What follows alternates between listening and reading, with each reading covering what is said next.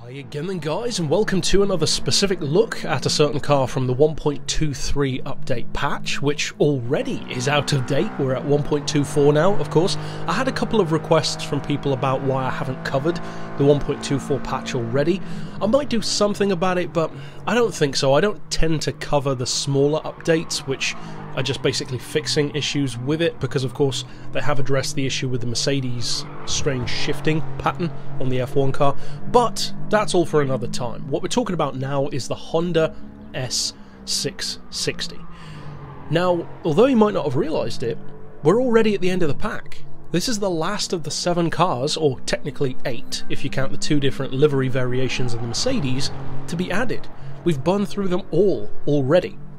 But you don't need to worry about that if you are in particular new to the channel, because there's plenty more still to come. Of course, there's always more tuning that can be done. We've got plenty of other cars in the main game itself still to look at as well, and stuff like rivals matches, various other things as well. Plus, I'm going to have to redo some of my money earning tunes in particular due to the reworked physics model, the tyre model that the 2 most recent updates brought, 123 and 124. Now, the reason why I left this one until last could potentially swing one of 2 ways. Or at least you'd think that. It could be really good, or it could be really bad. Either way would make it appropriate to talk about it last. But the reality is, the reason why I've left the Honda S660 until last is because it's neither. It's not an overly good or bad car, at least for me personally, and that's coming from someone who is a Honda fan. I do like their vehicles, I have a lot of respect for them. The Integra DC2 is my favourite JDM car of all.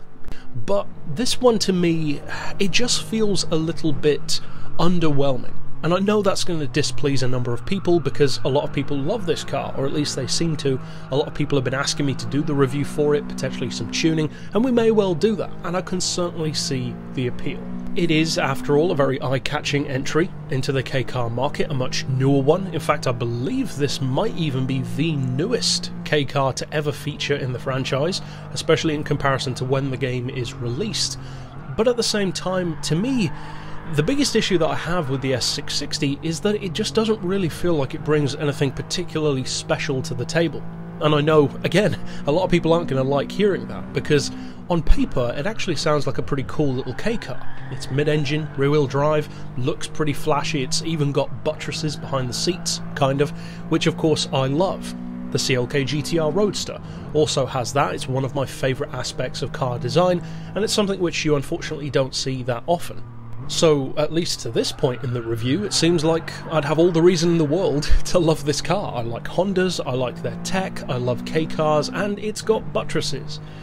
But it's not so much the look, or the brand, or the packaging, or the category that I don't like. I love all of those things.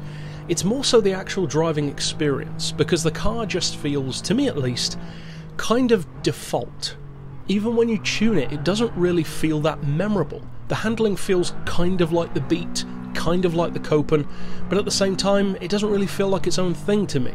It feels fairly generic, and that's an issue which I feel a lot of the newer K-cars have, not just the sports cars, but some of the newer hatchbacks as well. They just don't have the character which, you have to admit, the 80s and 90s K-cars in particular had in spades. They've got so much character. They're these tiny cars with big attitudes, which more often than not in the real world can actually embarrass significantly more powerful cars.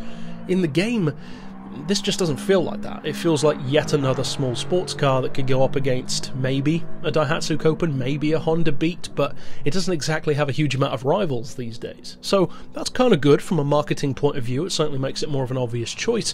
And as I mentioned, there's nothing specifically bad or wrong about this car. I certainly wouldn't go that far, but I guess for me personally, it's just a car that I would have expected more from, because it's a Honda. And Hondas generally do have a lot of thought put into them. Even something like a sports hybrid, such as the CRZ, it's got a lot of attitude. It feels like a car that has a justified place in the market.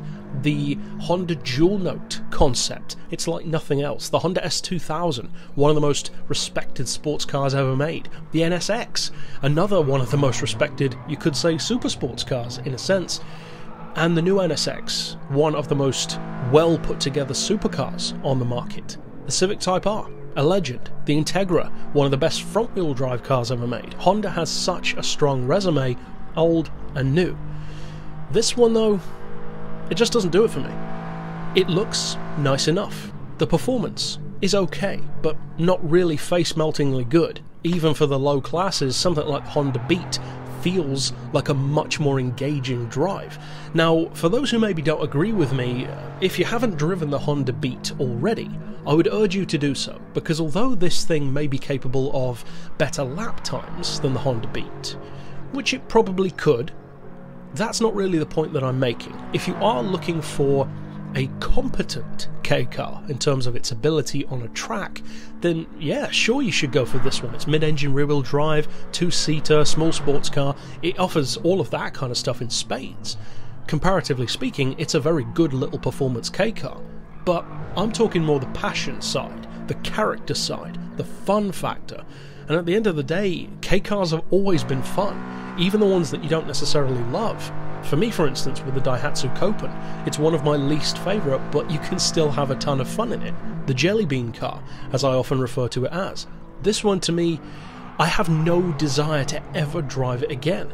And I know that many people will disagree because it's an easy car to like. But for me, that's not enough. It just doesn't have the passion, doesn't have the character that makes these oddball little Japanese wacky creations that were brought about through government legislation but made a name for themselves out of that, carved a legacy of this subcategory of JDM, in effect. To me, this doesn't deserve to be there. It's just a small sports car. It's good enough for that, but in the same way that I don't love the Mazda MX-5, I also don't find this one particularly amazing either. It's a perfectly acceptable K car, and I would probably advise that if you go into driving this for the first time, don't think of it as a K car. Think of it as a small sports car, and don't even compare it to the other K cars, because technically yes, but not really. So overall, could be a controversial review. I know some of you guys like it when I give these controversial thoughts, but I don't do it just for the sake of being controversial. That's just the way it falls for me.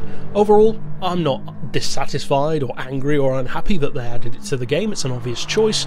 I of course predicted it ahead of time, and it's a decent enough little car, and I'm glad that there are plenty of people who do like it. Just for me personally, it's not one that I'll probably go back to anytime soon. But that's it for this pick overall. Of course, I'll see you guys next time, and for now, as always, thanks for watching.